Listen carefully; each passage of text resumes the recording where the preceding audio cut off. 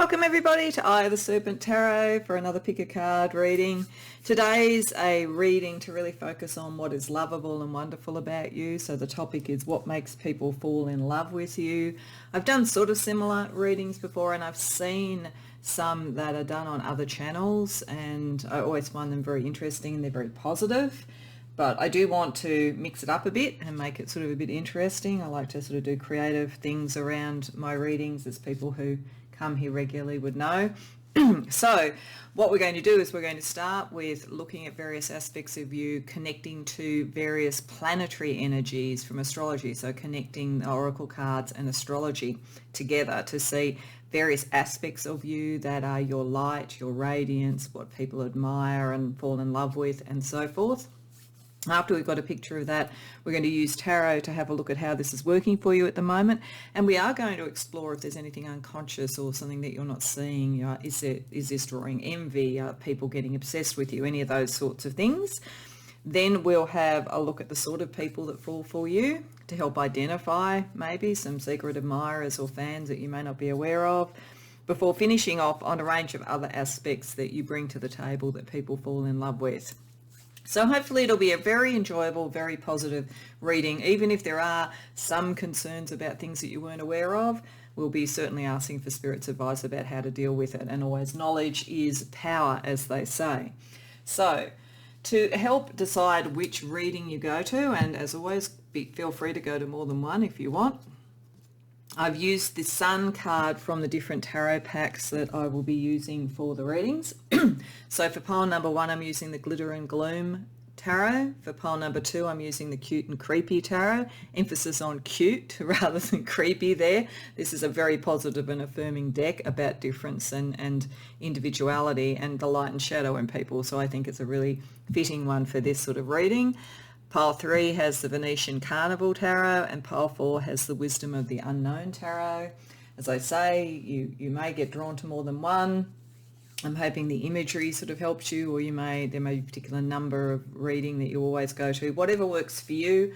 Pause the video and contemplate if you need to, but when you know what reading or readings you want to go to, the timestamps as always will be down in the description box below, and I'll see you there.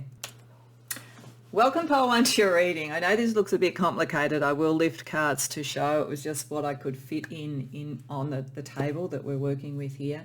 But what this is representing is 3 cards to give me a sense of what is lovable about you and your kind of nature in terms of love using particular astrological planets. So this is Venus, this is Mars, this is the Sun and the Moon, Jupiter and Neptune. And the reasons I've chosen them, Venus and Mars, is fairly obvious. That tends to be around our love nature romantically and in our life partners. The Sun is how we are following our life path and how we appear to others. The Moon is our emotional nature, our psychic connections. Also Neptune to some extent has the same thing, but it's also our ideals. And Jupiter is the expansiveness, generosity, kindness, those sort of elements. So it seemed to me that they were the 6 planets that were worth looking at in relation to you and what makes people fall in love with you. And what I've done is I've got another astrological card, an archetype card, and also an archangel card to sort of see the energies, how they connect together and what that says about what makes you lovable. The first thing I would say though for you, I find it really interesting that up here for Venus, before we get to the other cards, you have Camael in his particular manifestation as being about divine justice and connecting to Mars. I am getting that for some who are coming here, you are going through a process around who you love, what you love, something in your love life potentially, where you are bringing things into divine justice, you are bringing things into balance in some way. So just a little bit separate to this, and it'll be interesting to see what the tarot has to say, but I suspect that many who've chosen this particular reading are going through a process of bringing something into balance around your love life, and there is some justice associated with it. Some of you may literally be dealing with legal issues, but if not, it's more just bringing things into balance, and to some degree your Venusian nature because Camael rules Mars, with your Mars energy as well. So I just wanted to say that because it struck me. So let's have a look each with more the purpose of this particular reading. So divine justice here with a Mars overlay, which shows that you can be someone who initiates when necessary and has a really strong sense of balance around what you love. When you combine that with the higher self and with Cancer around your love nature, you have a very strong sense of spiritual connection when you love. Your higher self has a lot to say to you about who to love and how to love. And I think this is one of the reasons why you have this sense of justice. And you are very, very protective of those you love. So people see in you someone who has a depth of feeling that is balanced, that is fair, and also that protects. You would give off a very nurturing sort of energy with Cancer there, and probably quite private. And it is interesting that we have wallflower over here around the sun, so that's not necessarily to say you are a wallflower, but it suggests to me the combination of that Venusian energy that seems to be about higher purposes, justice and protection, connected to the sun, then having wallflower there. I think one of the things that people find lovable about you is it's not all about you. You're actually prepared to step back and let someone else shine when it is time for them to shine. If you were a parent, you would be incredibly proud of your children and would want to make sure that they went further than you. And you put a lot of store in bringing out the potential in others, potential in yourself, but I think also the potential in others. Because Sandalphon here is bringing potential in. You have enormous potential, but you're not pushing it. I think most people probably think that you're almost self-effacing when you don't need to be. But the reality is you're very, very finely attuned with communication. You will not dominate a conversation. You will let it balance. You will always bring out the best in other people. You're going to make people feel good just to be in your presence, because you bring out in them a sense that they're smarter and brighter and more vibrant. And you seem to do it effortlessly. You would make an amazing coach or mentor for that reason. But your sun, your life path, your energy, your glow, people see it because you don't flaunt it. And because you also direct that energy towards others. You're very other person centered. Over here around the moon, so your emotions, we've got Raphael rebirth, which I'll get to in a minute, but we've got Hottie, so you definitely attract people. People find you very emotionally attractive, and probably you have a lot of people who have crushes on you, but they do, and they feel at home with you with the fourth house. So there could be an issue that we'll see with the tarot about whether you attract people to you who want more from you than you perhaps want to give. But I think it does connect with Raphael here, where Raphael is about rebirth. I do think all of this together, the sort of Venus, moon and sun energies for you, one of the things that's really lovable about you is that you do take people to their potential. You take people through a rebirth. But again, because of the justice there and then Raphael, some of you may be healing something. Some of you may be either restarting a relationship or restarting your sense of self in a relationship. And Raphael does rule the sun. So that rebirth energy which you bring to others is maybe saying that it's time to also bring it to yourself, because you ground so much. Sandalphon is connected to Malkuth and the earth.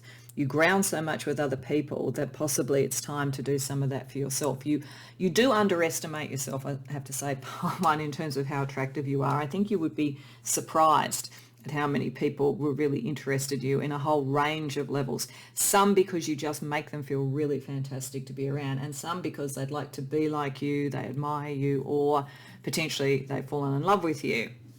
Now, in terms of Mars, so we've got Venus here, so the other sort of side around physical attraction here and your dynamism and your ambition and so forth, with Metatron there, which connects Keter to, like Sandalphon is with Malkuth, it is actually the divine energy, the divine scribe. It connects all of the sort of parts of the Kabbalah to earth and to life and the experience. You have that higher self connection. The Venus and Mars, as I say, are very much in alignment because of Camael there in Venus. And that's part of the connection. You connect everything back, even your sort of desires, ambition and ego and all of that sort of stuff, to a higher purpose. People see that. They know, as I say, they know you're not really about ego, that you're about something else. You're about real connection. And it's interesting because you also come across as a performer. You may literally be a performer. You may do something in the performing arts, or there may be sort of something about the way that you express yourself and your ambition that has a kind of performance flair to it. And you find things very easy. When you need to act, you find it very easy to act. People are very drawn to that kind of dynamism. So with trine energy, that's about ease. And I'm not going to go looking for the different planets around aspects as I would probably normally do in a lesser reading than this scope. But I think here it just is simply saying that you have a lot of ease with your Martian nature, with your ambition, with your passion. I do think that many times you'll be the initiator of romance, to be honest. Your Venusian energy connects to your Mars energy, and that has, as I say, this capacity to perform, to put on a show. I think you'd be highly romantic. I think you would make it so much fun for people who you were romantically involved with and so forth.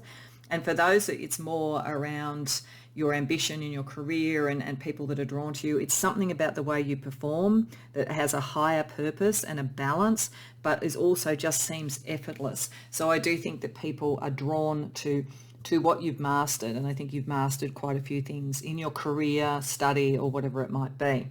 And literally it could be in performing arts for some of you. Okay, so let's have a look at Jupiter and Neptune. So Jupiter, as I say, is a sort of expansive, benefic, and supportive and generous side. Some of you with this sort of energy, the thing that is interesting is that I think some of you may, as I say, be performers, may be well known. If not now, you may be as time goes on, or within your own social circle or community group, there's something about you that stands out, very much so. But what people are drawn to is that they draw strength from that. You are not unapproachable. They see you as a little bit shy in a way, and I think you are. Like, I think you're one of those performers who, once you've gone on a stage or once you were in a job or whatever it is, however the performance aspect operates, you probably would seem incredibly extroverted, but underneath you're actually a little bit self-effacing, as I say, and people pick that up. So they don't see you as having ego. They see you as someone who is sort of lucky and can draw attention, but they see you as deserving it, and they see it as coming after a lot of either study or practice or excellence. You've mastered something with the ninth house. There's that sense of higher learning or mastering a craft, again why it seems so effortless, and they see you as just very strong and strong enough to share with others. So they see in you actually a kind of an aspirational model. So you're someone that people would say, I'm amazed at how easy they find some of this, or how easily they can bring balance into love, whatever it is that you're manifesting at the time. I want to be strong like them. I think they're a very strong person. They know themselves very well. And it's interesting because, as I say, over in this emotional area with Raphael, you've done some healing on yourself, but I think you are very private and people would not necessarily see that. And as I say, you don't necessarily know how attractive you are. So you don't feel the need, you just get on with and do things, and people find that incredibly attractive and incredibly interesting. You're not even aware that's happening on many levels, because on a higher level you're trying to perfect who you are and heal and be reborn and so forth. And Raphael is also here around Neptune. So Moon and Neptune, to me, which are the two potentially psychic spiritual planets, it's interesting that Raphael is there for both. And that with the sun connection to Raphael really says that there's something about your life path that has to do with the psychic, the spiritual, the emotional in some way. If your performance, fame and so forth comes from that, you may be an amazing writer, an amazing musician, something like that. But otherwise, the work that you do to heal, rebirth, and create self-esteem for yourself by really facing the issues of love, Venus and Mars and how they connect, face on, is part of your life path and part of the reason why people see you as this strong Michael energy, or this very connected Metatron energy, or somebody who can show them their potential. So you definitely, around the Neptune side, and the ideal is you represent to people this capacity to build self-esteem. And with the goddess archetype in the 5th house, which is around love and also around creativity, there's something very arresting about both the way that you love, what people see that. Some of you may be in relationships that are very well known in some way, or how you create things with the fifth house, with that goddess energy. It seems effortless, whether it's a performer, whether it's a goddess, whether it's just being famous or whatever. But the interesting thing is up here, when we're looking at your actual sun, your moon, and your Venus, there's almost this more retiring side that doesn't fully know what you bring to the table. So you're a very interesting sort of spread of cards here. I feel like you are an inspiration. I feel like you are very talented at what you do. I feel like you are likely to be the one who takes the first move in most relationships and will have a really good sense of it. And I feel like you are here to heal yourself, but in the process of doing it almost by accident, though you are very generous, but almost by accident, the work that you do on yourself becomes an inspiration and a potential for other people. So people look at you as a role model. People look at you as the sort of light on the hill to follow. They love the way that you talk and communicate. They think that you look like you can just do things. You just seem to have the keys of the kingdom. But they think you're very fair, and they think that you can help them, that you're very generous, very strong, that you are self-actualized enough to help them, not just yourself. So that's a pretty good start to what makes people fall in love with you, pile one. Let's get a little bit of advice from the tarot. So we're firstly going to ask, where is this sort of pattern and the way that people fall in love with you impacting your life at the moment? Primarily positively, but if there's sort of any issues, to bring that up, because then we're going to look at what's unconscious that you don't know. I would think that you would on some level know most of this, though I don't think you know how attractive you are, but beyond that, I think you probably have some knowledge of this about you, but we'll also look at what you don't know. But firstly, how is this impacting? How is your nature that makes people fall in love with you impacting on you now?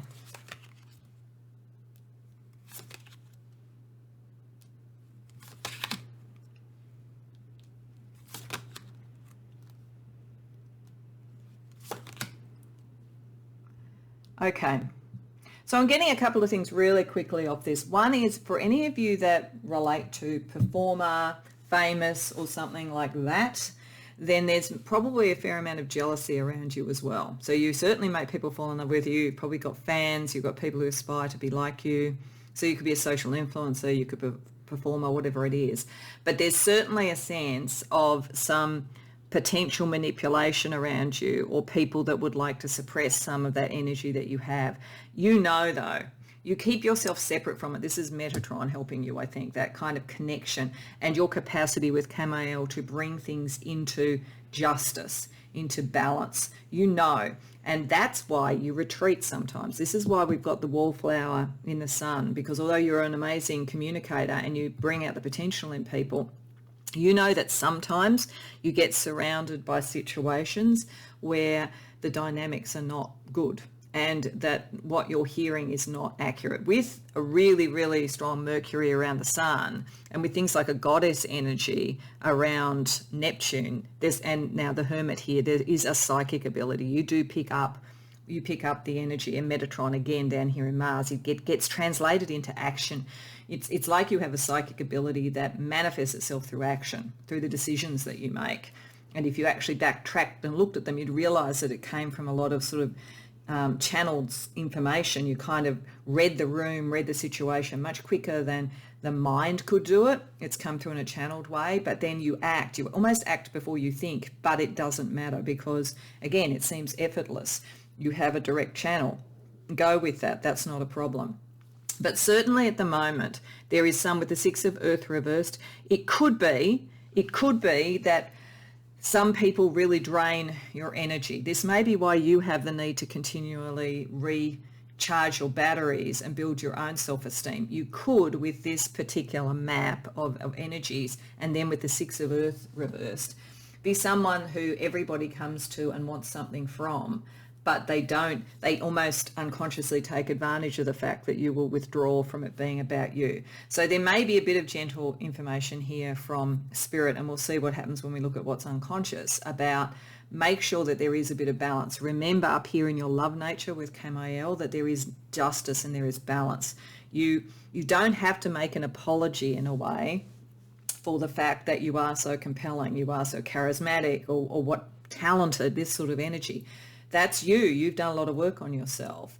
but don't let people take up too much of your time if they're looking to you to be their strength, to be their guide all the time and so forth. You do also need over here around your emotional nature and your sort of like ideals to use Raphael's energy to rebirth yourself constantly, because I think you're in a very highly charged environment. You're very, very good at being in this environment, but you're still in a highly charged environment. One of the things that people are drawn to you and is working really well for you with the creative water is you have a very clear idea about what love means to you and what you want in love. That's partly why people almost want to be you, because you really do know, you know what you do want and you don't want, and you also know that you would rather be alone than not be with the right person. And this may have come from a lot of healing when things didn't work out. That's possible, but either way, it's one of the great strengths that you have. You have a definite idea about that, and it's certainly not about being bound up in other people's stuff, and it's certainly not about anything that's unjust or hidden or not honest. You know that, and as I say, you value yourself enough not to just go for that just to have a relationship.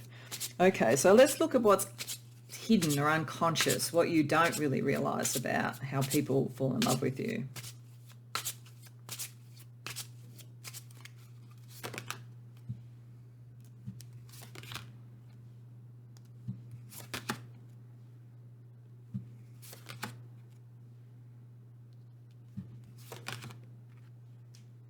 Wow. So one of the things you're unconscious of is how psychically connected you are. This is what's interesting about this Mars energy. As I say, my sense of you is someone who channels a lot, and you definitely do with the High Priestess here in the Hermit. There's a real psychic connection, and you could, if you really understood this, it could build some of your self-esteem, and you could take it into creative and love areas with Raphael's help there with Neptune. So there's definitely that, and there may in fact even be some healing that you need with the moon and with Neptune around your psychic energy, around reclaiming that. You may have come from an environment where that wasn't sort of seen as something or valued or something in those sort of areas. That's possible. But either way, you are very, very psychically connected and very emotionally resonant. That's very, very much balanced, but it all manifests through action.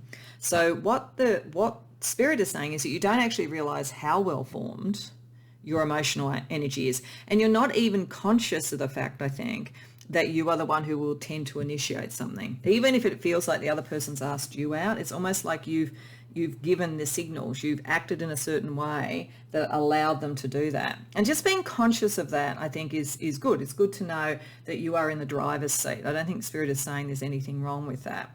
And they're saying that there is a real potential around you, either in a relationship you've just started or one that is coming in because of that connection.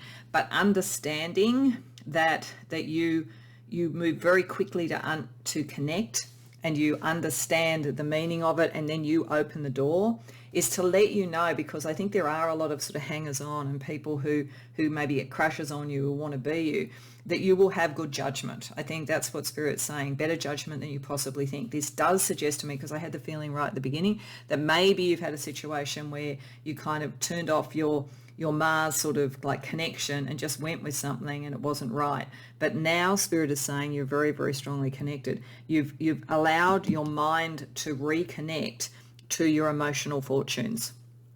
And so you're back in control. So it's interesting. The unconscious is to say you've actually healed. So there's definitely something here where you've been through something and you've healed, and people have seen it, whether they literally know what this was or not. They see that. That's part of why they follow you and they see you as so strong. And it may well have, in some ways, around performance or creativity, been something that you manifest and you process through that, so people have access to it. But you're still a little bit in the hermit wallflower at the moment, and whatever this was, I would say, was duplicitous, somebody who wasn't as honest and just as you in the loving nature. But you're past that, and Spirit wants to congratulate you and make you see how far you've come, and how that tends to then bring other people to fall in love with you. Okay, so speaking of people falling in love with you, let's just get some aspects. I'm just going to use a couple of decks just for a few aspects around the sorts of natures of people who fall in love with you. And this may be individuals that you recognize, or it just might be personality types. Remember, this is collective. It may not fit every single person around you, but it's just to get a little bit of a snapshot of the sort of people who are drawn to you. So soft, played, pig. I'm actually going to put down 4, I think, and Aries. Okay. So Aries, ambitious people, people who are very drawn to the Mars energy. So there are going to be some people, whether it's in romantic situations or in career, who see your action, who see the connection of your talent to what you perform, what you do, what you bring into the world in whatever form it is. And they're going to really fall in love with that energy. They're going to see it as similar to them. Now, it is possible they may sometimes compete with you a bit. You could be in a relationship with someone like that and there may be a bit of competition. But I feel like it's like healthy competition. It doesn't feel, it feels more like you'd spur each other on than anything else. There's a side of the people who fall in love with you that it's also very soft.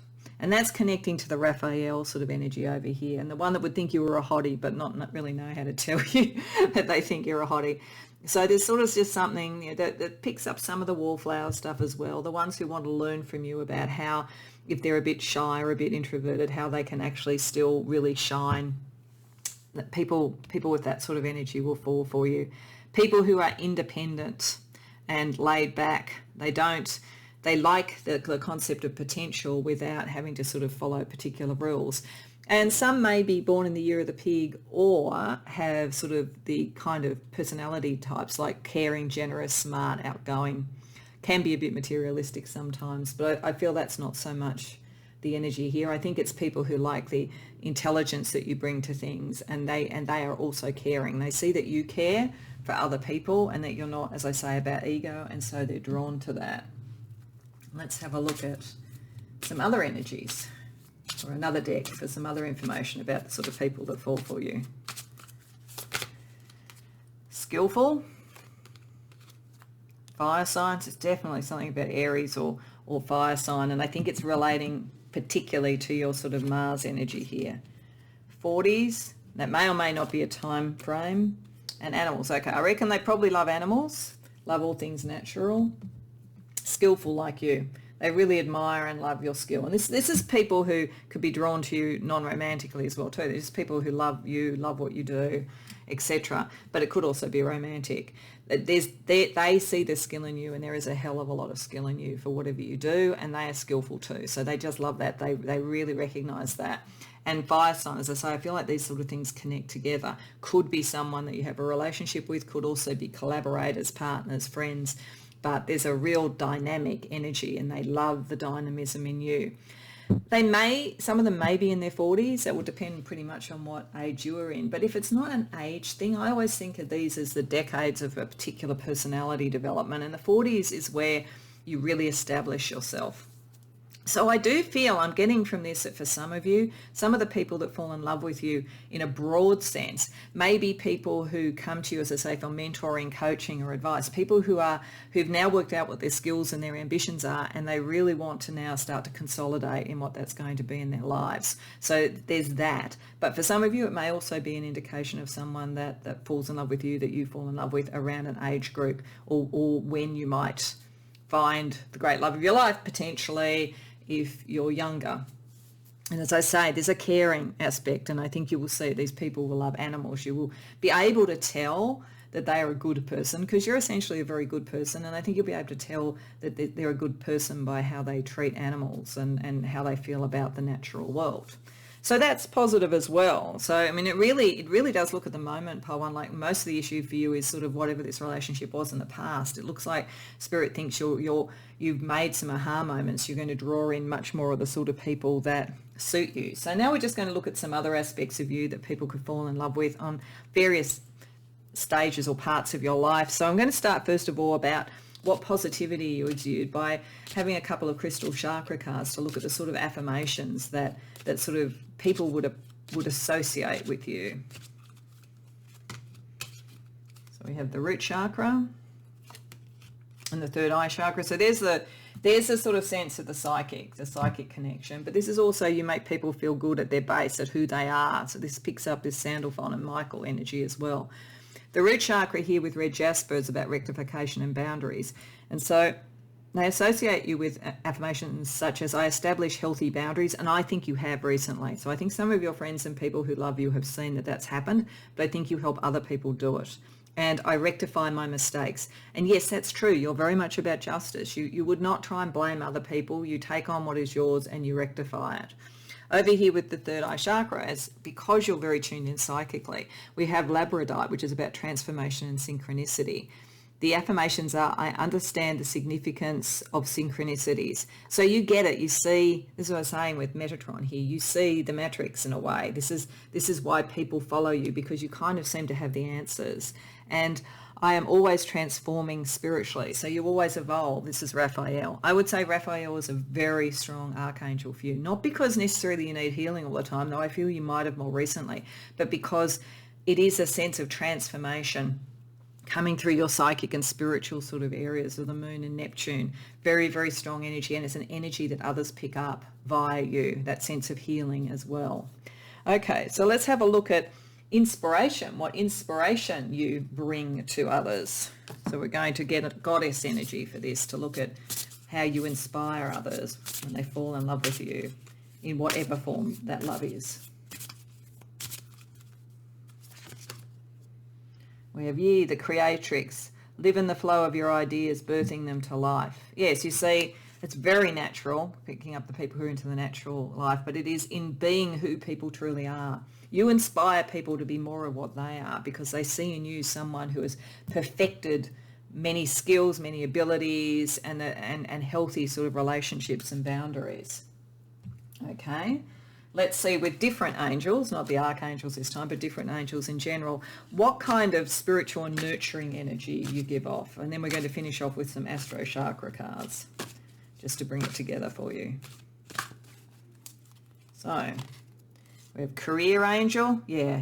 Some of you coaching, mentoring, if you're not doing that, you should be doing it because you really could make a career out of it. You can certainly help people with their careers. An angel of clarity. Yeah, see, that's what you are with this sort of divine sort of justice, with the connection, with you're not even fully conscious of it yet, but the ruler of air, so the sort of king of swords effectively. You really bring clarity to people, clarity that helps them develop. So you have a lot of followers and people who love you because of how much you have helped them create themselves and how selfless you have been in it. But I think the reward of this also, I really feel, is after the healing you've done yourself with relationships, is going to bring in the right relationship for you. It's very close, or it's happened, and you can be sure that you can work it into what you want it to be. So let's finish off with just 3 Astro Chakra cards, just to bring the energies of what makes people fall in love with you together. Pile 1.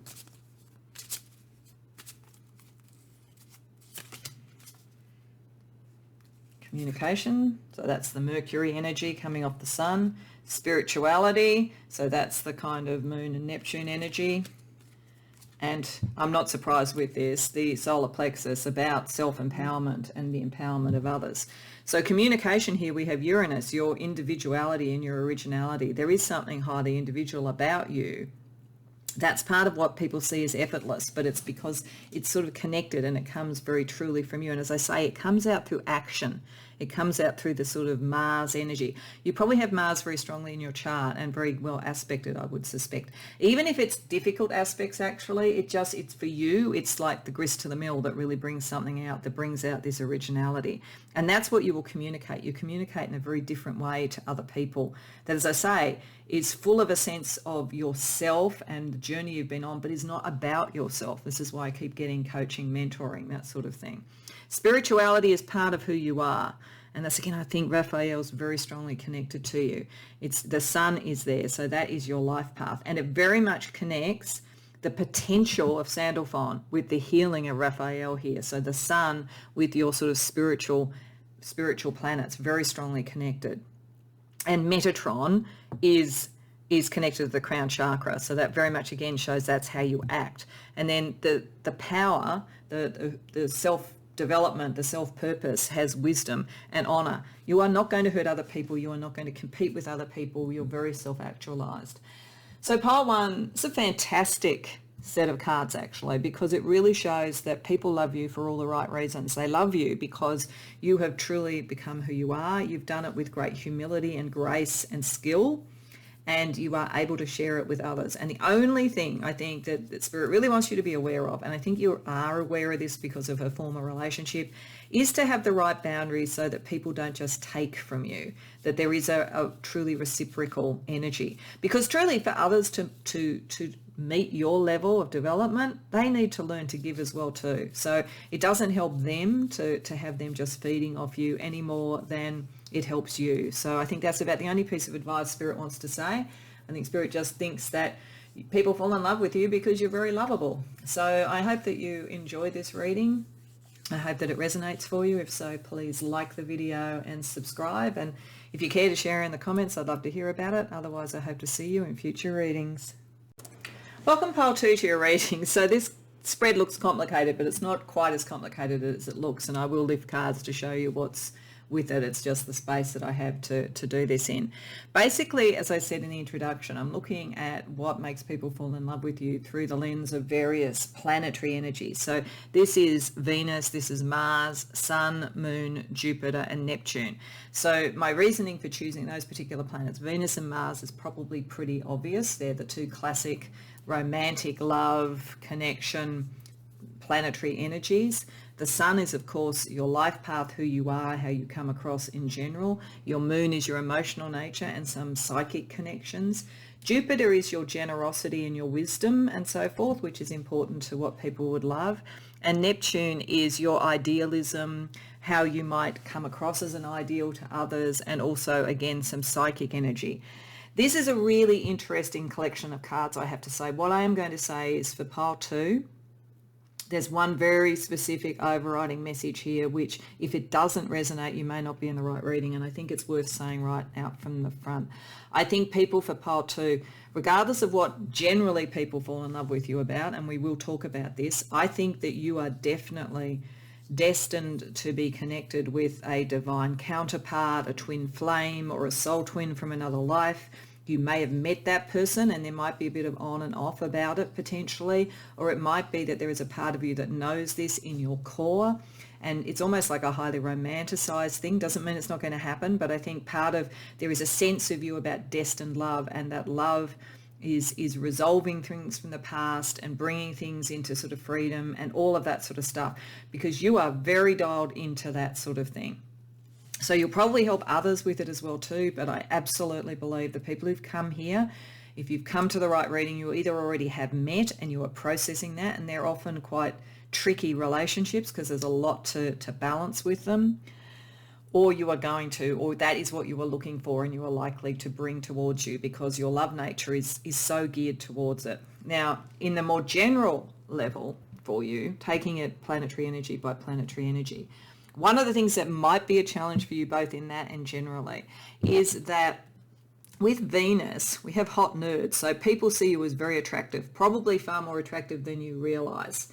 With the 10th house, it looks like, for the most part, in relation to your love nature, apart from, I think, whatever this mythical, and it's not mythical as in not wouldn't happen, but mythic level, sort of epic level relationship, you're very focused on your career and who you are in the outside world. And you look to relationships and love as something that creates a form of safety, because I think you are in a high energy type of career, or you're going to be, and people are going to find you really attractive, but you're kind of not going to see it half the time, to be honest. Your love nature is, a lot of what you love is processed through your career. You are likely to be someone who will love what you do, and people will find that very inspiring, but they'll also think you're very attractive, and you probably don't see yourself that way. You probably see yourself more as being focused, apart from, as I say, whatever this great love is, focused on career. And over here with the Sun, that kind of fits as well too. So Michael is giving the safety element there. You would also make people feel very safe, I should say, in careers. If you were a boss or a leader, you will make people feel safe, secure, able to perform and so forth. So people will love that. You're likely to be loved as a leader, but often I think people will have crushes on you as a leader as well too, and you probably won't know. Over here around the Sun, how you're seen, I think that this is where there's a tension for you, because I think that that you are, with the high roller here, I don't think that you're sort of a gambler as such, but I think you're in a very high stakes sort of career out in the world, very sort of energetic, and that square energy there sort of like is very driving, very dynamic. You're a very dynamic person and people fall in love with that. But you're very focused on something in the past, and it'll come up with other things as well too. You are connected on a spiritual level, even though I think a lot of what people see is much more on the material level. You're very connected spiritually, and you're very focused on that. I think you even see, and you could be right in this, that there's something about your career and the energy that takes you out into the world that draws the person to you. Maybe you have a sense of the person already, and you know who they are. Maybe they have some sort of a public profile, for instance, and you know if you can also be like that, and you definitely could, then it's sort of meeting as equals or meeting through that. Or it might be that you have a sense that this past life connection was so similar to you that they're likely to follow a similar path. So it drives you a lot. A lot of your sort of risk taking that you will do and the dynamism that people fall in love with, it's kind of, if they literally fall in love with you romantically, unless they're the one, they're probably going to be brokenhearted because you are really focused on this thing. And then over here with the moon energy, so we have Zapkael with meditation. So you do connect in psychically a lot, and you may need to meditate a bit to calm your nerves, calm your emotions and so forth. You've got past life in the South Node. Now, the tricky thing here for you, pile 2, to be honest, is South Node is normally something we are moving away from, and past life. So there could be some issues there, but I feel with meditation here, with Zapkael and Zapkael rules Saturn, so there is a sense of structure. I feel it's more that part of what you do in your emotional nature is clear out what from the past is not to take forward. So I suspect that possibly this love had difficulties. And so what you're trying to do on an emotional and psychic level is bring it forward in an environment where it's more likely to be able to work, not have the issues that existed in the past life. So it feels like maybe this past life relationship was a bit star-crossed for some reason.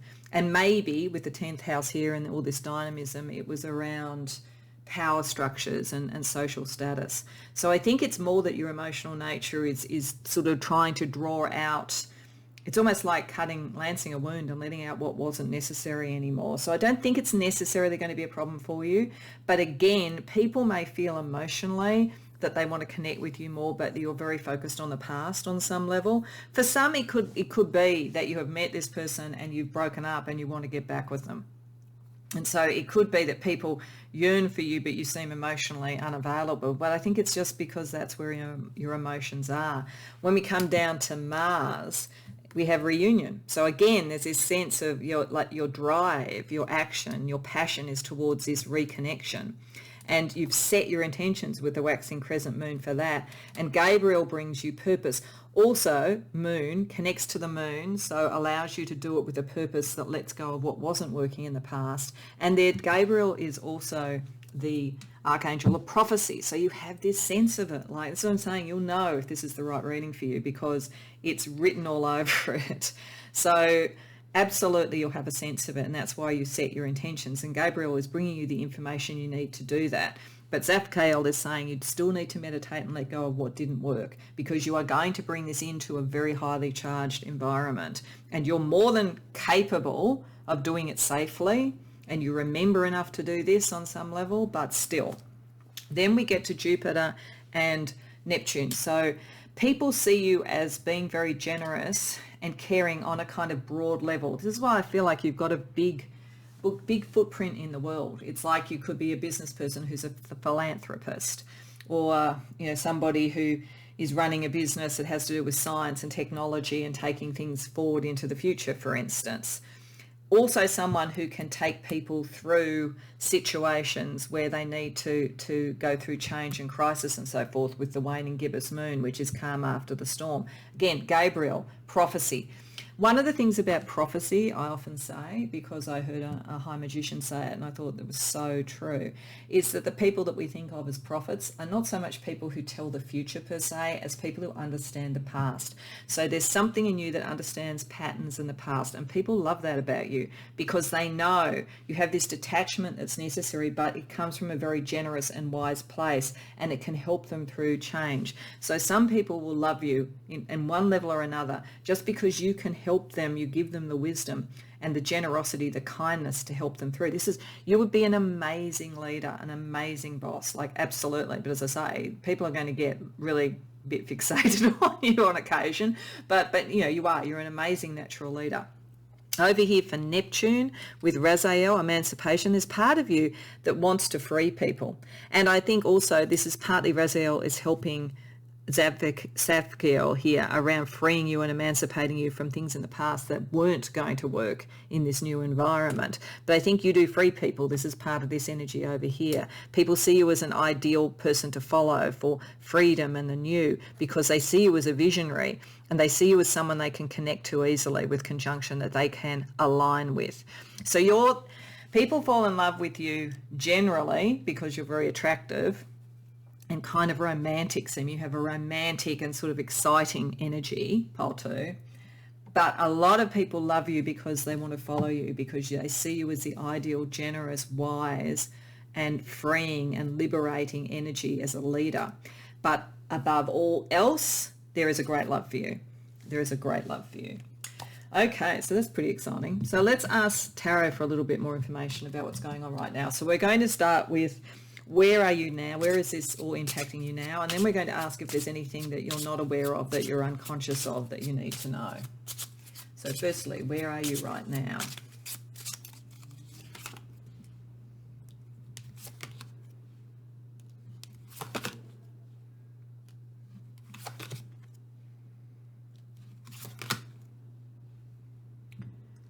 Okay. If you haven't met this person, I don't think they're far off. You've either just met them, or it's as you've known them for a while, and it's kind of like on again, off again, and that's the sort of reunion thing. And the reason I say this is there is a real push for you to come out from being alone with the Five of Pentacles reversed. And I feel like you would love greatly, but one person. You might have flings or whatever, but at the end of the day, love is about this one person. And I think that you've sort of not felt before that it was worth coming out, that the one person wasn't really there. But there's a decision now because there's been a breakthrough. And this is why you need to look at the past. This is why you need to let go with the South Node of what wouldn't work and look at the past. It may also require of you a major change to what you do in your career. So one of the things that could happen with this pile too is that you may meet the person, but maybe they're on the other side of the planet, and to be together you need to sort of leave one leadership role and go into another across the planet. And there may be people who feel the loss of you, so you may find that people think, oh no, don't leave, you're the leader that we want, and so forth. So there could be something like that operating. There's definitely something that is letting go of past things to let new energy in. But the tower to me around relationships and in readings around love is the kind of twin flame, soul twin, knock your socks off type of energy. And it changes everything. But for you, it changes everything because you recognize it. So as I say, if you haven't met it, it's coming soon, or it's coming in this life, certainly. But I don't think this is far off. This was meant to be a kind of energy for what's around at the moment.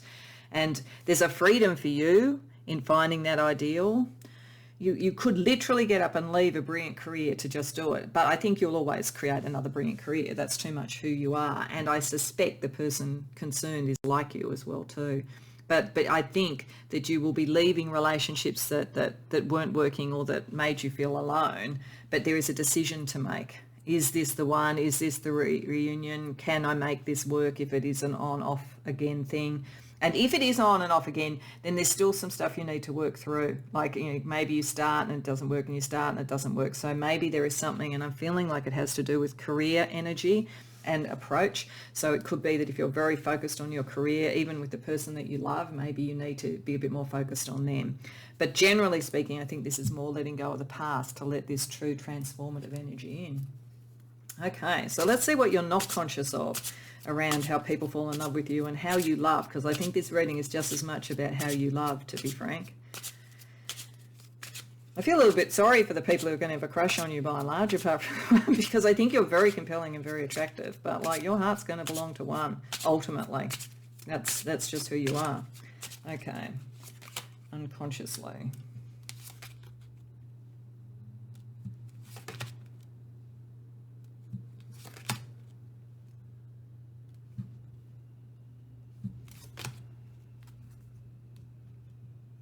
Okay. I think this is telling us something about, I'll move to what it might be saying about people who fall in love with you, but I think this reading wants to talk about this relationship as well. So I'm going to talk about that first. I think this is talking about what happened last time, or what has been happening on and off, if this is an on-off sort of situation here. There was a decision, I think, that you or the other person made, judgment, that was not either timely enough, or the decision wasn't made quickly enough, and as a result a connection didn't occur and heartbreak occurred. It had to do with either having enough self-esteem yourself or the other person having enough self-esteem, because there was some issue around that. There was a sense of an imbalance. That's why I feel like there was an imbalance, like either you were more successful or they were more successful, or on a higher social strata or money or something in a past life. And this was a key issue around it, the self-esteem around strength. It was a very, very good connection and probably came from a very strong friendship. But this next step, it was like the opportunity didn't happen and it should have happened. So I think it's just trying to say to you that, in a sense, don't let the material or social elements affect it this time, because otherwise it'll just repeat. The decision won't be made in time. So the Tower does need to take all before it. If you want the relationship, you can certainly build things up again. But like it looks as though social issues or monetary issues or status or something was what caused the separation before. And that's the bit with the South Node from the past life that you need to meditate upon, not to replicate in this life. Okay, stepping back and looking at what might be unconscious about other people, there is a possibility that some people may feel just not able to reach your standards. And you also set off the kind of leadership charisma dynamic. And that is a tricky one. I've seen it happen quite a few times in my workplace, one in particular, where there was a leader who really liked to bring people in, tell them what he wanted to be done, give them his assurance that he believed in them, give them the resources, and then leave them alone. And I think that's a fantastic way to lead, because I like my autonomy. But I actually saw, because he was very charismatic, that some people felt when he then stepped away to leave them alone, they felt heartbroken. They felt like they had been rejected. They didn't understand it was a mark of respect. So there's something in there to know that, like, the level of your kind of charisma and leadership ability, there are people who will want to be close to you because it makes them feel the reflected glory. And they're not necessarily bad people, but don't be too quick to judge or move away. Understand the dynamic that's going on there, because that's something that you evoke in people, pole 2. All right, so speaking of the people who fall for you, let's get a little bit more information on them. And this might also pick up a little bit about this soul twin flame or whatever it is, or it could be more generic. So I'm just going to use 2 decks for just some personality characteristics.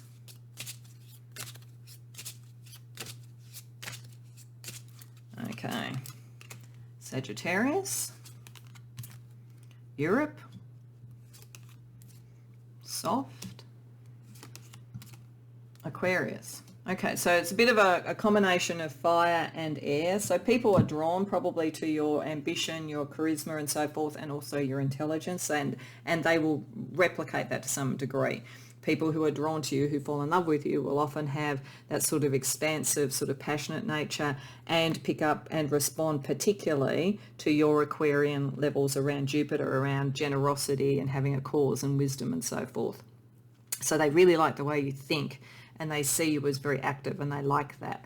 Some may have a connection with Europe. You may as well. So it may be sort of one of these countries, or in fact your home. But it could also be that if this is picking up this other person and you're not in Europe, it might be that kind of thing, that the Tower energy just shifted. Soft, cute, round, short, you know, they are caring. And they are, many of them, as I say, are not as confident as you, and get a certain amount of reflected sort of confidence by being around you. So be aware of that. You're not lacking in softness per se, but you are very dynamic and very clear. So it wouldn't be that you would want to hurt anybody's feelings, but I don't know that you always know that you have, because I don't know that you realize how attractive you are to people. Okay, so let's get some more characteristics from another deck.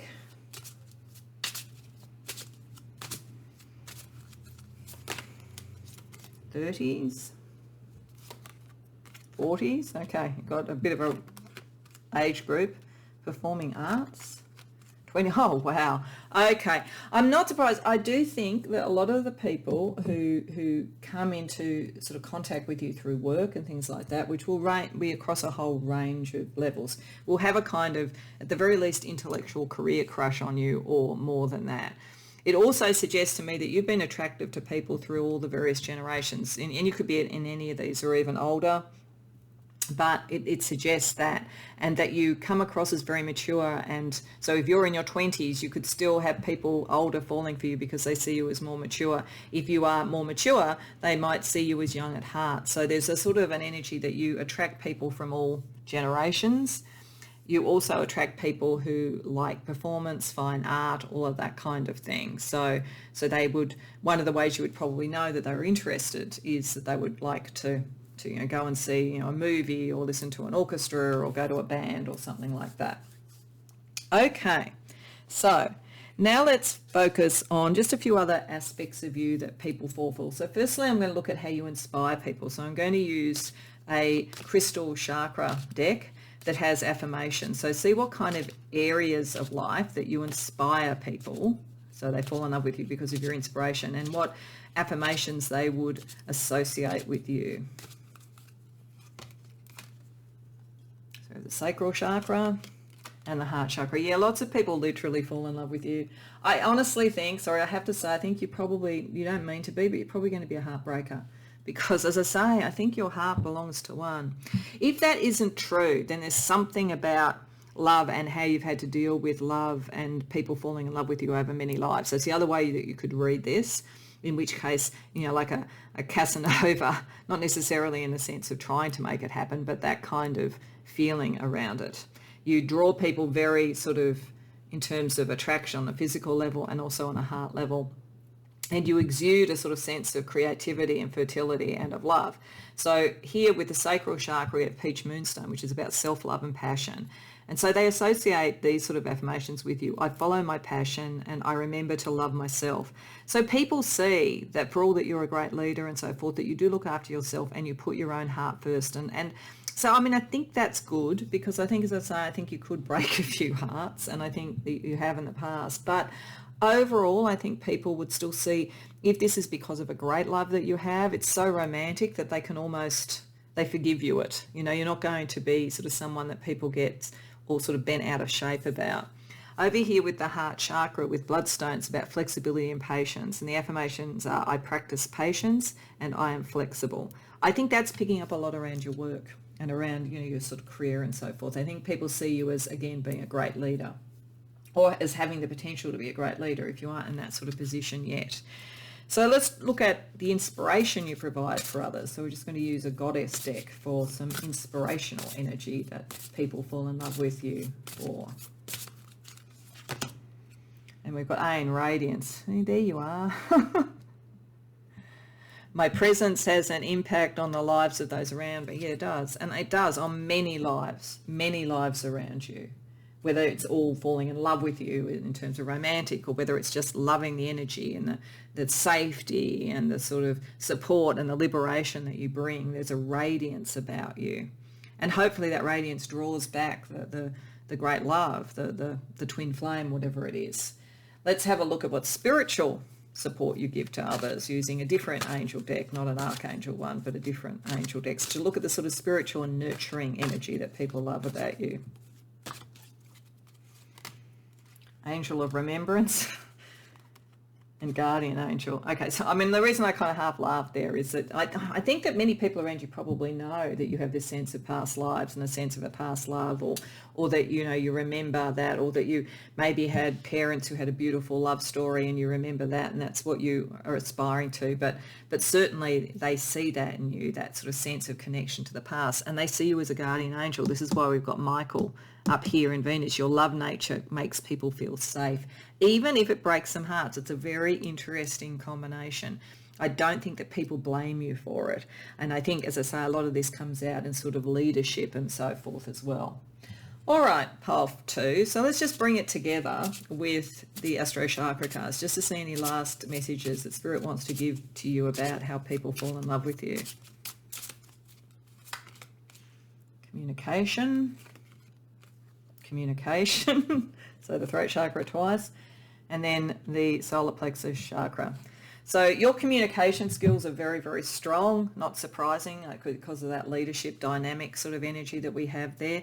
And it also helps to transform and bring out genius in others and to shift things, you know, deal with that calm after the storm and so forth. It's like having Pluto and Uranus conjunct. So your inspiration and your capacity to transform is significant and will help around your career and so forth, and help others and help people, again with Michael's energy, feel safe when that is going on. I also think it connects to whatever this great love is. There is a transformative major love that is connected to this, and how you communicate in the world is how it's going to come in. Then you have the power of a combined energy, I think, with the solar plexus, with love, empowering relationships. You also do empower other people in relationships, certainly, but I think there's a message there about how you communicate in the world is, and how revolutionary you can be with your own life in doing that, is what creates this sort of, as I say, twin flame, divine union, whatever it is, that makes love about what your power truly is. So it's pretty significant and pretty interesting, pile 2. I hope that it resonates for you and you enjoyed the reading. If so, please like the video and subscribe. And if you care to share in the comments, I'd be really interested, because such a fascinating spread of cards. Beyond that, I hope to see you in future readings. Welcome, pile 3, to your reading. So this rather complicated spread, which I will lift cards to show you what the other cards are under, and they're just kind of put together like this because of the limitations of the space I have available, are meant to represent different aspects that people fall in love with about you, connected to various planetary energies. So we have Venus and Mars, Sun, Moon, Jupiter and Neptune. And the reason I chose those particular planetary energies is Venus and Mars is probably pretty obvious. It's sort of the classic sort of signatures of the romantic love and connection. The Sun is obviously who you are and how people respond to it. The Moon is your emotional nature and some psychic connection. Neptune is also psychic connection, and it's your ideal in love and how you might be idealized. And Jupiter is your generosity, your wisdom, the expansive energy that people might fall in love with. You're a very interesting person. You are probably a bit of a romantic hero, I've got to say, and you might be someone sort of like a bit gothic. It's a bit like being Lord Byron. It's a bit like being a vampire, but not necessarily in a bad way, but that kind of very arresting sort of energy. Very, very scorpionic sort of energy, but also very earthy. There's strong Scorpio and strong earth energy around you, I think. So many of you may have that strongly in your chart, but certainly there's the sign of the romantic hero, the rebel without a cause, all of that kind of thing. Underneath, however, you're actually quite a caregiver, and you're very caring and you're very creative. How you process a lot of this is through creativity that then brings some form of ideal of evolution into the world. So you really are here to create change, and you care about change, but people romanticize the hell out of you, pile 3. And some of them might get quite obsessed with you. Obsessed and or jealous. So let me excavate that for you. So firstly, let's have a look at Venus.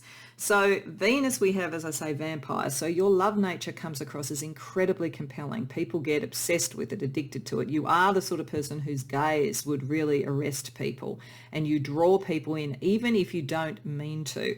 And I think that they may feel sometimes that there's something dark and mysterious, and I say gothic about you, particularly with Lilith down here in the Mars energy. And it's interesting too, to me, that Lilith and the vampire, you almost get this male feeling here and this female feeling here, and yet they're in their opposite planets. So I think that you could be some of you could be gender fluid, some of you could be somebody who sort of, people are a bit ambiguous about, what energy are they meeting at any given time. But either way, it's incredibly attractive and incredibly charismatic, but in that kind of dark Gothic way.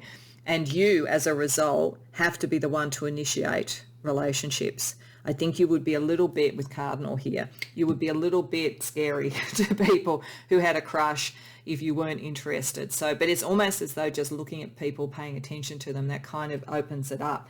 Now, I think that's why we have Raphael here, for balance.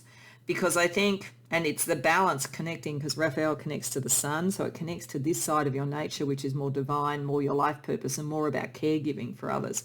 That Raphael brings some balance into how you come across compared to who you actually are, and heals some of the energy where people may get you wrong. Because over here in the sun, as I say, the North Node, you are following your life path very much to have the North Node around the sun. And there is something about caregiving for others. You actually are a very loving person, though I would suspect only for those who genuinely see you, who don't just get besotted and so forth.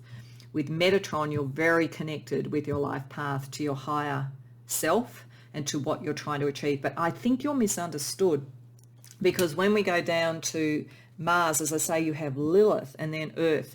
And so Lilith is a similar sort of energy to the vampire there, but she was the first woman before Eve. She was cast out, she was demonized, and roams the earth and all of that kind of thing. So I think that there is a sense in your Mars energy, your action, your passion, where people may demonize or misunderstand what you do, because in fact, with Raziel, you're very connected to Metatron, to the divine. But I just think there's a bit of a disconnect here. So I think for you, you come across as this intense, as I say, Byronic sort of romantic hero.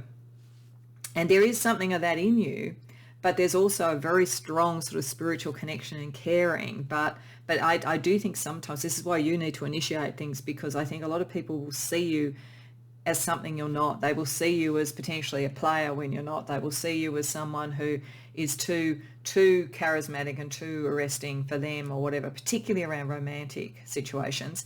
And those that are jealous of you will probably gossip about you. So it's just something to be aware of with that kind of level of energy.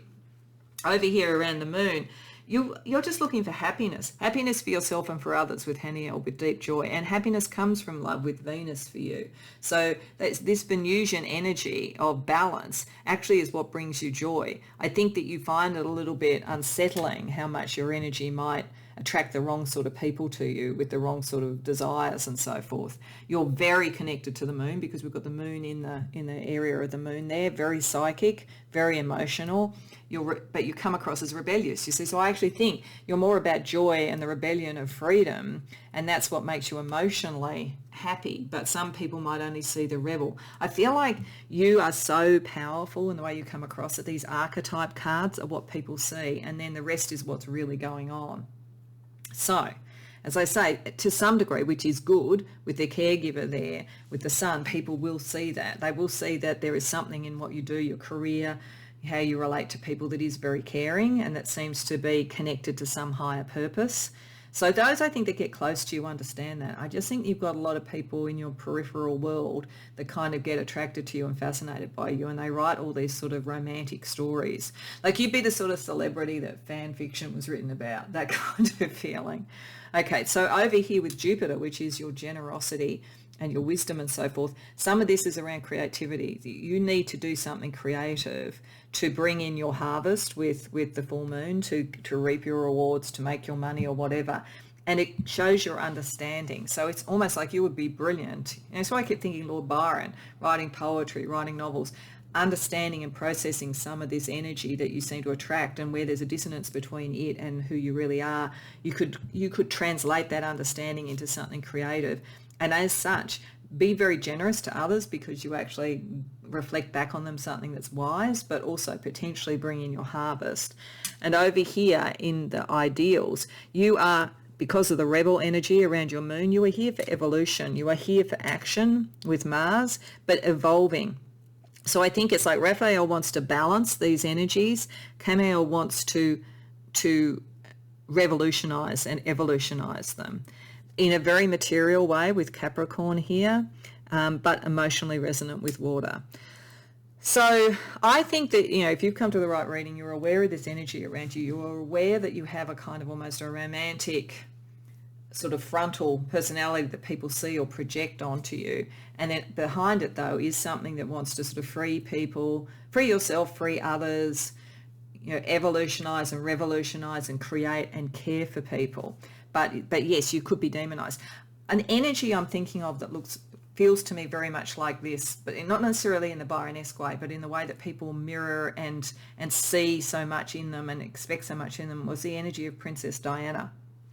Because she always seemed to pick up the reflections of so many people's romantic views and so forth. And behind the scenes, she was an incredibly caring person who really wanted to free people and find joy in her emotional life. But it was difficult to do it because of the environment that she was in and how much was projected on her. So it's something like that sort of energy, which makes you very interesting, pile 3. So let's use tarot to get a bit of a sense now about how that's operating in your current life at the moment. Then we're going to sort of ask what you may not be aware of.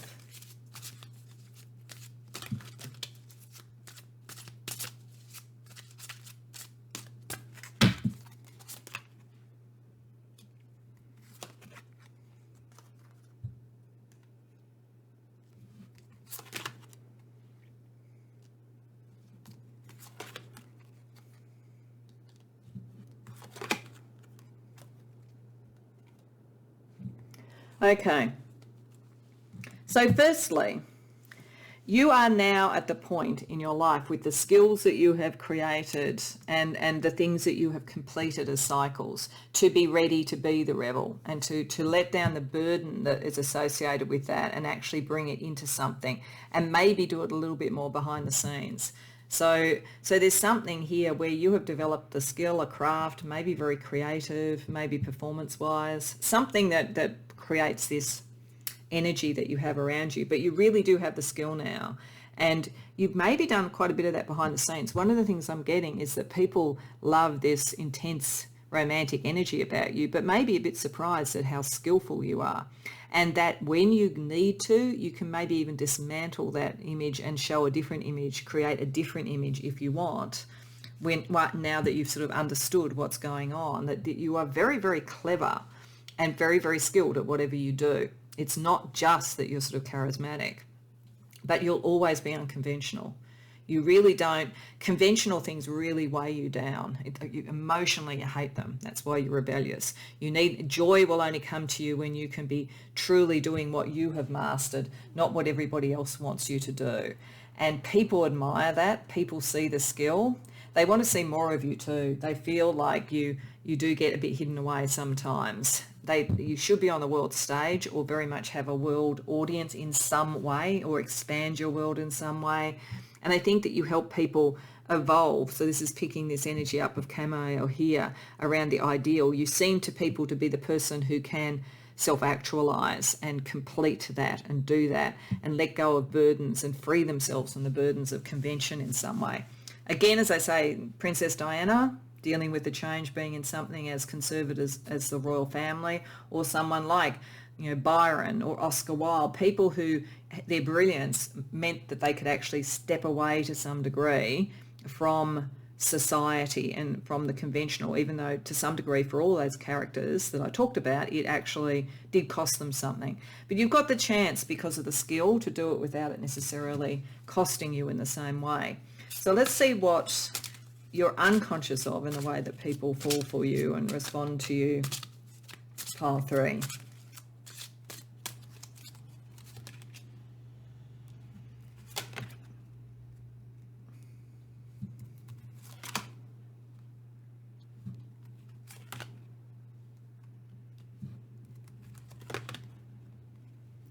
Okay, one of the interesting things that you may not be conscious of, but is sort of impacting on some of this and maybe why you're getting this dynamic, is that a lot of people have the sense that you haven't yet committed emotionally. Even if you're with someone, they sort of feel with 2 pages, a page of wands and the page of cups reversed, that the door is still potentially open even if you're with someone. Now that may not be true. It's just what they're feeling. And if you aren't involved with someone, then they see this very much as like, oh, there's still a chance for me sort of energy.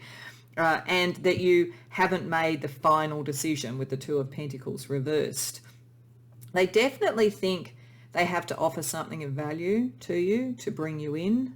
So whether that's sort of material or whether it's sort of like to be similarly charismatic, whatever it is, they feel as though you are of high value and are worth the investment, and so they have to come across as that. But they also see you oddly as innocent in a weird way. So it's like on one level, as I say, this very charismatic sort of almost gothic hero, a kind of Heathcliff, but on the other hand, sort of someone who's sort of open to adventure and so forth. So then you get the Casanova and the Lord Byron.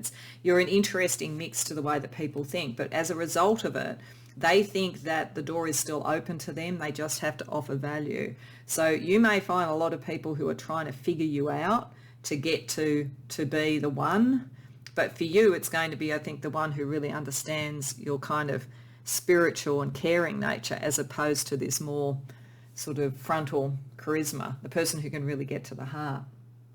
Okay, so that's really interesting. So let's have a little bit more of a look at characteristics of people who fall for you. So this may be individuals that you know and recognise, or it might be just general characteristics. So we'll use a couple of decks to get some information. So firstly, we have Snake, Cashmere, Leo, and Rainbow. Oh yeah, hopeful. Yeah, you've got a lot of people who are hopeful. A lot of people want to be the person that you dial next on your phone or text next. And you know, there also may be a sort of sense around you that, as I say, you could be flexible around what your sort of preferences are. So there could be that the people who are drawn to you are similarly that way. And that's perfectly fine, of course. There is certainly an ego around people that are drawn to you. They want to be of value. But they're also potentially likely to be very loyal, very loyal if they do connect with you, if they become the one. And they like drama, they like the creativity, they like a bit of show and so forth. And they like things that are really beautiful and high value. They see you as high value and very beautiful, and they like that, and they want to think that they present that kind of offer to you. As I say, the people who are drawn to you want to meet you at your level and be as just as much an investment to you as you would appear to them. Some of them may be born in the year of the snake. Otherwise, they could have the sort of characteristics of that, which is being clever, wise even, sometimes anxious, but very curious. They can be alluring too. So yeah, you are going to attract a lot of people who are on a similar sort of level to you in a way, though I think you'll kind of like that one bit higher when it comes to sort of gothic mystery. They could also be calculating, and they are likely to be jealous. And I think you would attract jealousy, but more jealousy about, you know, who else is around you rather than jealousy of you. Okay, so let's get some other characteristics from another deck.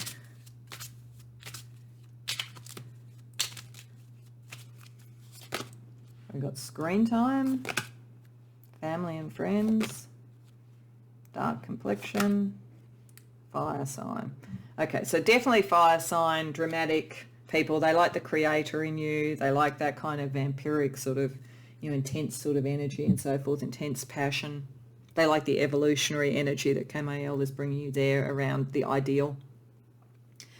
Many may come from family and friends. Screen time, some of you may be on the silver screen or something, or they could be on the silver screen. You might be surprised. It might be sort of someone who has sort of like a very public profile who falls for you, and you may not, for instance. Or they just might like to go to movies and things like that, and that may be connected to family and friends as well. Certainly you very much draw in the love of those who are close to you as well. Some may have a dark complexion.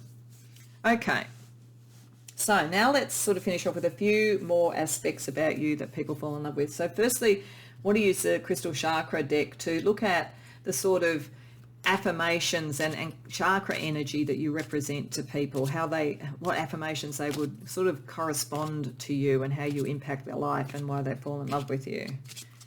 So we have root chakra and throat chakra. So they're very physically attracted to you. You are very much likely to draw a lot of crush energy. A lot of this is crush energy. Some of it, though, is also foundational. The caregiver, the ones who are responding to the caregiver may find you as someone who gives a great deal of security as well, and they love you for that. The root chakra has ruby in it, which is about spontaneity and motivation. The affirmations that they would feel from you are, I feel motivated to achieve my goals and I allow myself to be spontaneous. So they see you as fun, goal-oriented but fun, a nice sort of balance. And then throat chakra means they really respond to the way you communicate. With celestite in the throat chakra, it's about divinity and wisdom. I am wise beyond my years and I see divinity in all things. See, some of them get this about you. Some of them get down here in the Mars energy and your sort of like drive that there is something connected to a higher consciousness. Some of them see in your life path and the care you bring that connection to the highest levels of the divine, to Keter and the Kabbalah. Some of them definitely do see that. And others, I think, are more drawn to fun and physical attraction. Or some could be drawn to both. Okay, so we'll also go look at how you inspire people. So the love that you bring from how you inspire people. So we're just going to draw a goddess card to personify that. Vesta, sacred space. Tend to your soul and the comfort of your sanctuary. This is probably that Four of Swords energy we saw before about what's going on at the moment. I think that many are inspired by the fact that you don't need the degree of interest that you gain. Like, you are quite happy to go off and be on your own sometimes. You're not a party animal, though you can fit into a party if you need to, but you're more likely to be the mysterious person in the corner watching it all that everybody wants to know than as somebody who's right in the centre of it. Nevertheless, you can be fun. But I think that there is a sense, again, people sense somehow that you create a space for yourself that is sacred, that allows these other elements to come in. And I think many would like to be part of that sacred space and be connected to you. Okay, so let's also look at some other angel energy, not archangel, but other energy about the sort of spiritual and nurturing energy that you represent to people.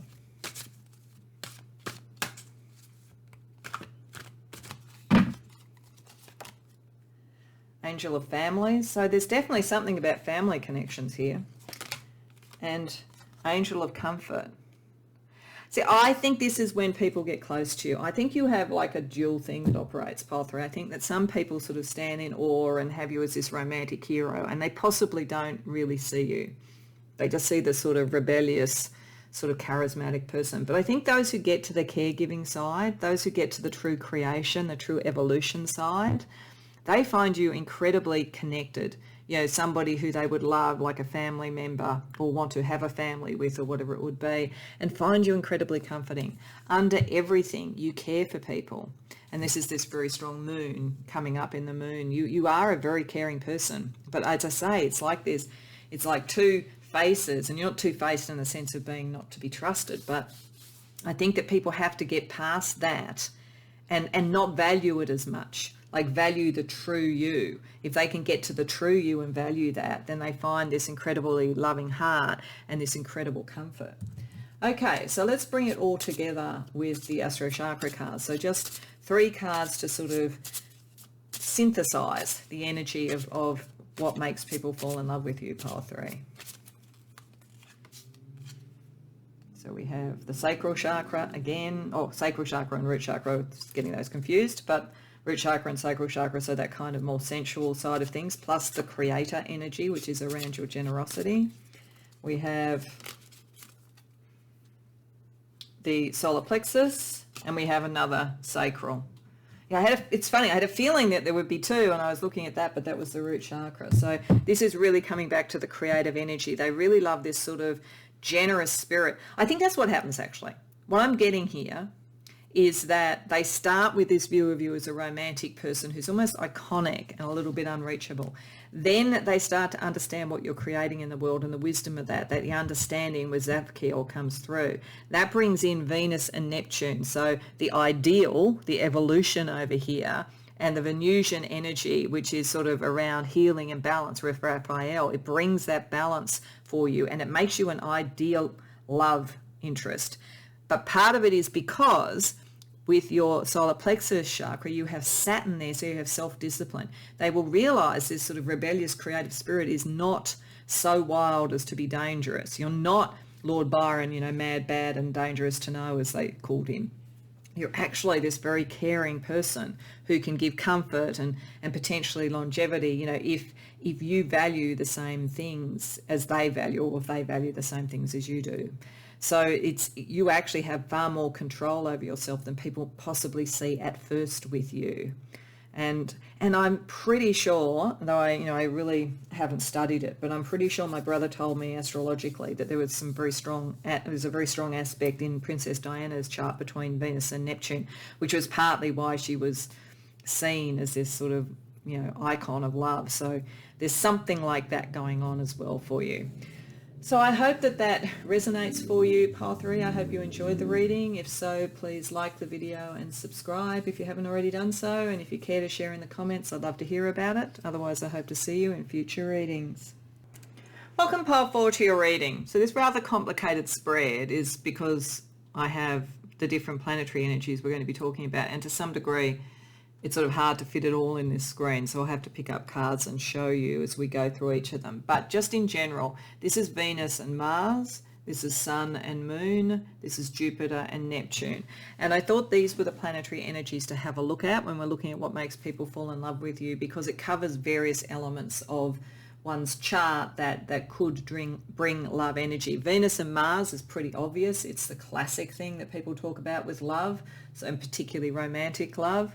The sun, of course, is how you appear, your life path, the energy that you show, so the you that people would fall in love with. The moon is your emotional nature, how that comes across, how you use that, and to some degree psychic ability. Neptune is also psychic, but it's also where you're idealized or what your ideals might be.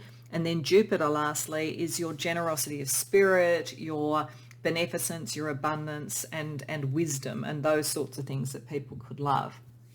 There's a lot of correlation between these different planets with you. The thing that I really strongly get is that you are incredibly kind, incredibly generous, and people really rely on you to go through change and to feel safe and to feel supported and secure. And when you love, you truly love, and you don't fall out of love easily. I think you don't fall in love easily.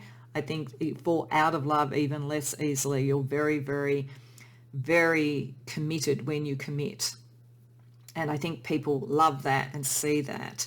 And the only thing I think that Spirit might say about that is that maybe sometimes your loving nature with Zadkiel here, with forgiveness and with Jupiter is really strong for you, actually, because you've got Jupiter over here in the sun, and then you've also got the sort of sense of abundance and so forth, along with Uranus down here with Uriel down here in the Jupiter thing. You're very generous. Like, one of the things that people really love about you is how generous, how expansive you are, and also at its best, how lucky you can be, and how you can bring luck for others. But it is possible with Zadkiel, with here in the love nature, that there is the risk that you could be too forgiving sometimes. So it's always about balance. That's something you need to work out yourself. People find in your love nature something inherently beautiful, graceful, well-balanced, well-timed with Dancer, and grounded in the enjoyment of life and in this world. It's when you love fully, you love sensually, you love with all the beauty of your soul. And as I say, sometimes you may forgive more than you should, but equally you can draw people in. They can see the beauty of your soul and how you forgive others. And down here with Mars, that's kind of in the forgiveness and the way that you love that really shows people, because you're a little bit introverted about making the first move, and you put a lot of your Mars energy into serving others. This is partly the forgiveness as well, and all the Jupiter energy. You're very, very giving, but people see that energy. They see how you use it.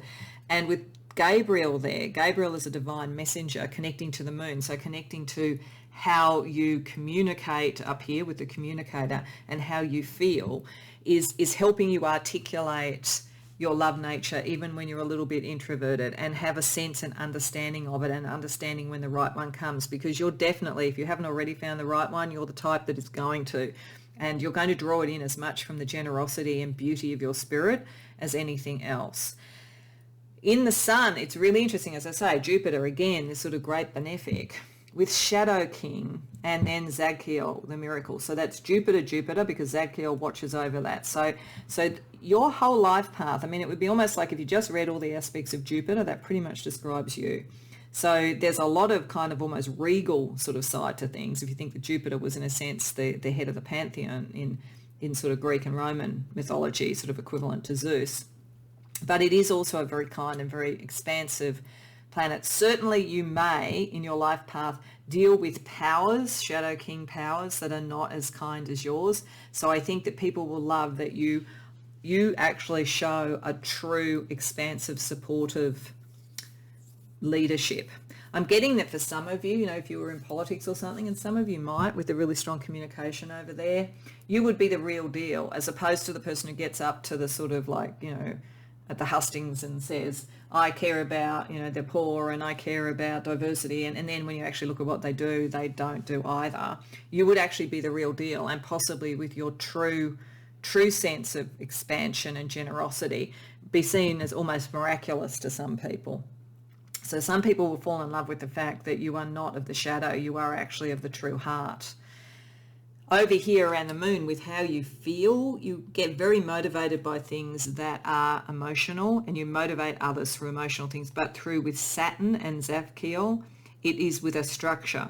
And this, I think, is where the communication comes and fire. There is all the energy around your moon to act, to do, to achieve, to create. It's largely processed through communication, and very beautifully structured communication that can get messages across very clearly.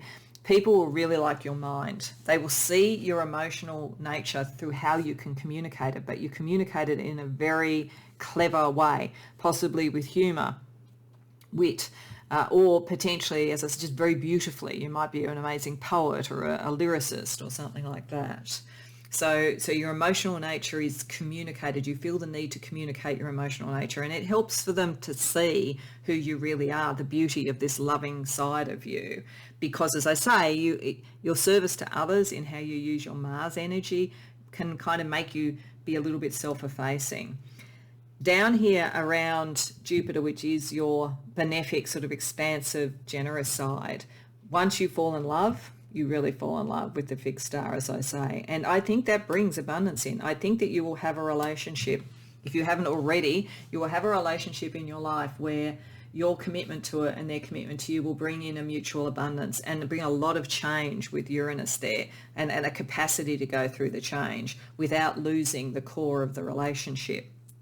So it may be that it's a relationship where one or other of you have to change careers or life processes or whatever, but it's so solid that it survives anything like that. And then over here with the ideal, you find your ideal through connection to spirit, bringing spirit to the earth, because Sandalphon watches over the earth, but with prayer about bringing abundance in. So your generosity actually mirrors itself in the earth. And that's where there is an ease for your ambition.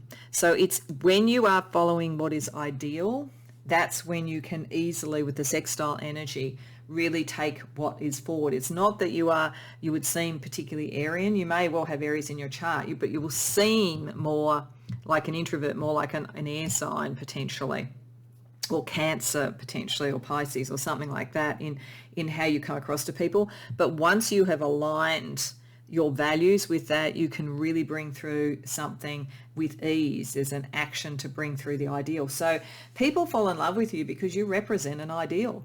You really do. You represent an ideal in how to love, the beauty of it. You represent an ideal in your commitment to all that you love and all the people that you love and all the causes you love. You represent an expansive, positive, almost miraculous leadership style without needing for it to be all about you. You let it speak for itself emotionally. So you're a Martin Luther King type, I guess, would be what I'd say, or a Gandhi or something. And you don't have to be in politics. It's just that is the energy that you give off, and people fall in love with it. Okay, so let's see what is going on at the moment with tarot, with people being in love with you. And then we're going to have a look at what you may be not conscious of. So firstly, what's the kind of general pattern of how this is operating at the moment for you, pole four?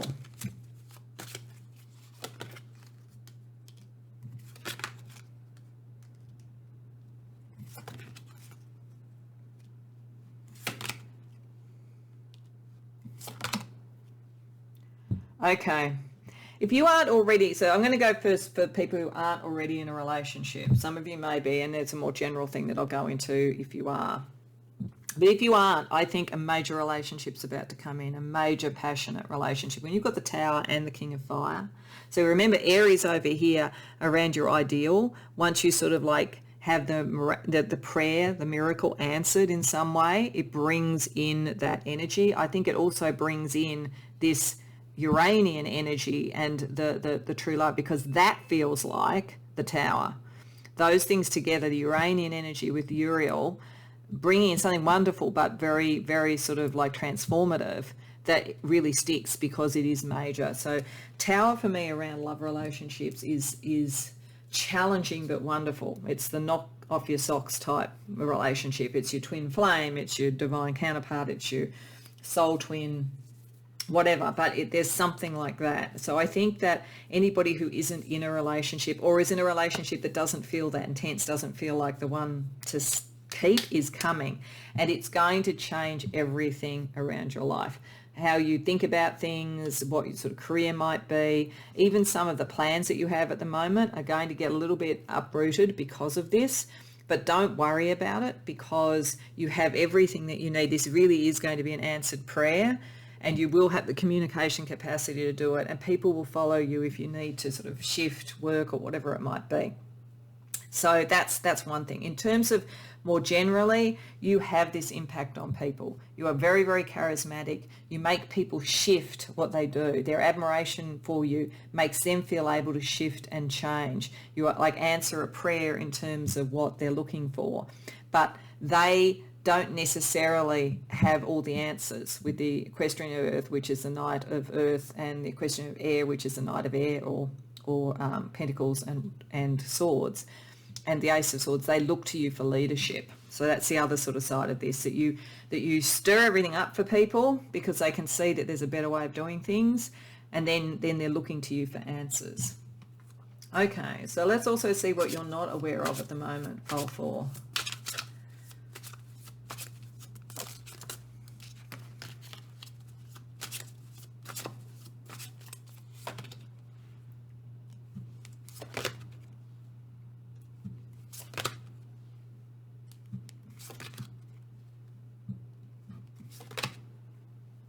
Okay, so this is telling me that for many of you, just as on a general level before getting to the potential relationship that's coming in, that for many of you, you aren't fully aware of your ability to manifest.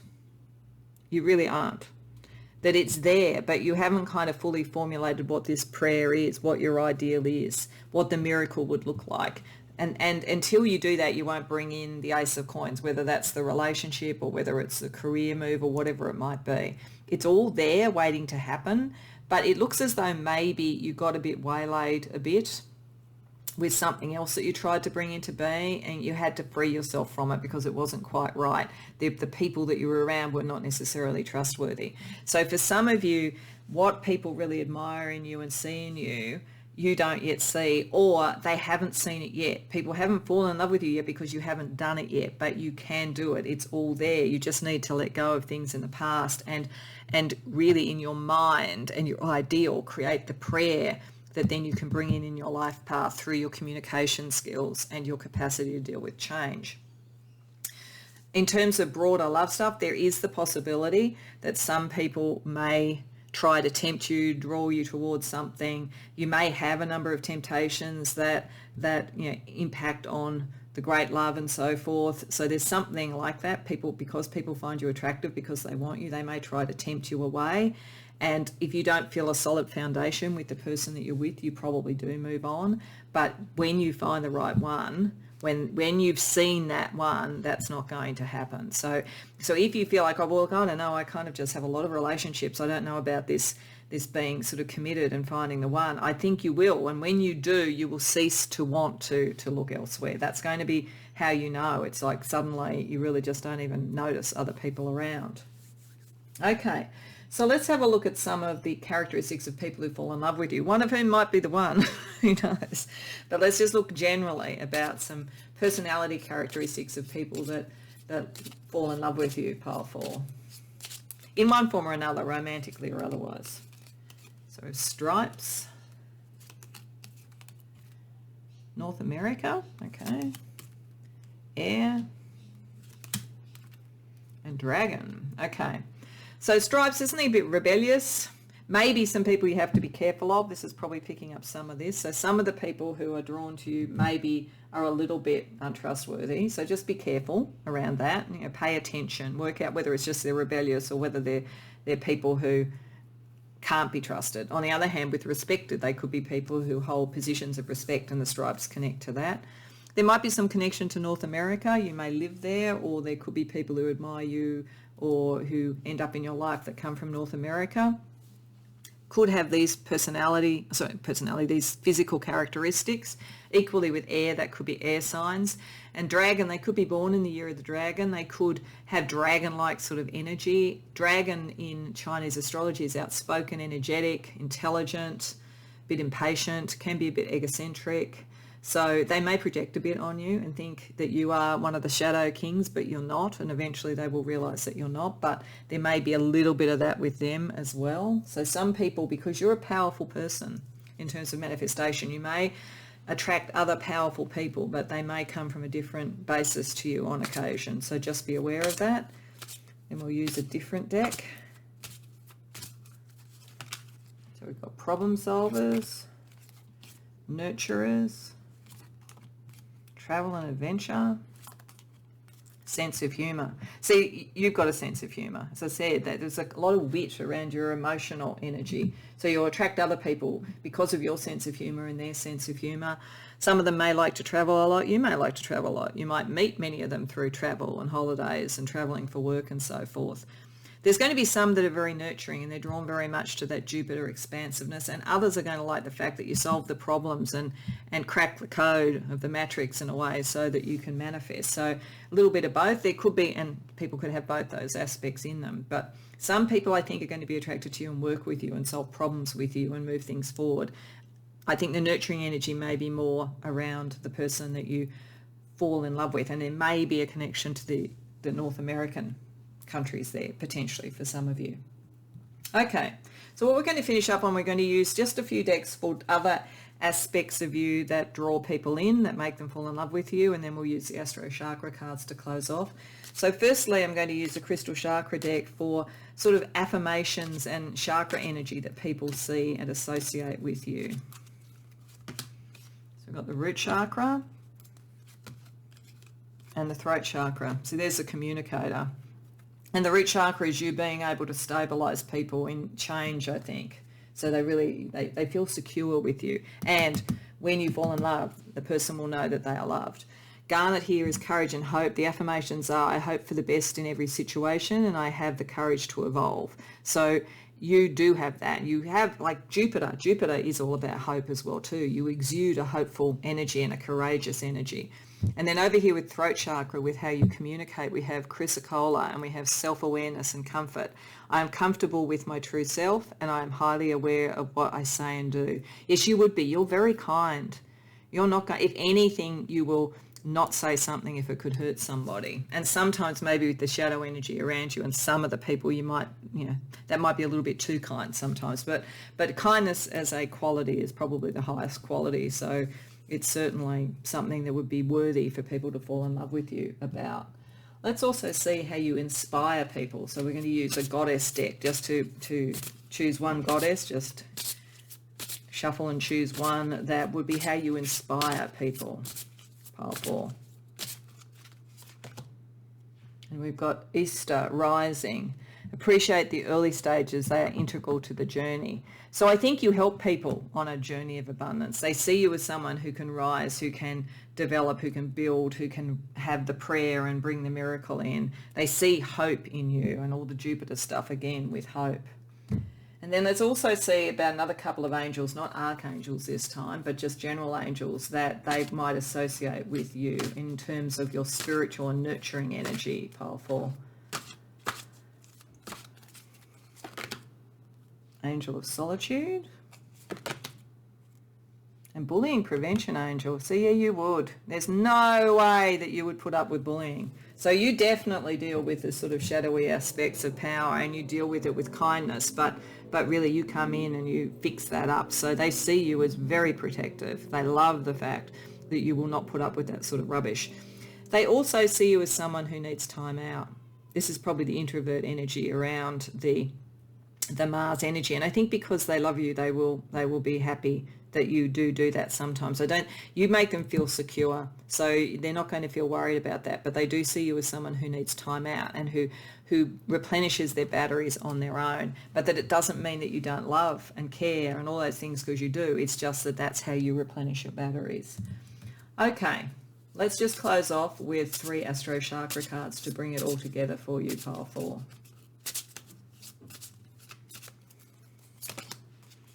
So we have the heart chakra, the sacral chakra, and the solar plexus chakra. So in the heart chakra, we have Saturn, which is discipline. And so that's good, I think, because you are so caring that you could overdo it sometimes. So I think this is just showing that you can have the wisdom and the focus to bring love where it needs to be brought, to bring healing and miracles and a prayer where it needs to be brought. With creativity, with the sacral chakra, love is there, creative self-expression. This is, creation will come through love. Creation will come through communication and your emotional feeling. And that level of creativity with Venus, I think, picks up all the Jupiter energy as well too, the sort of abundance and the manifestation energy.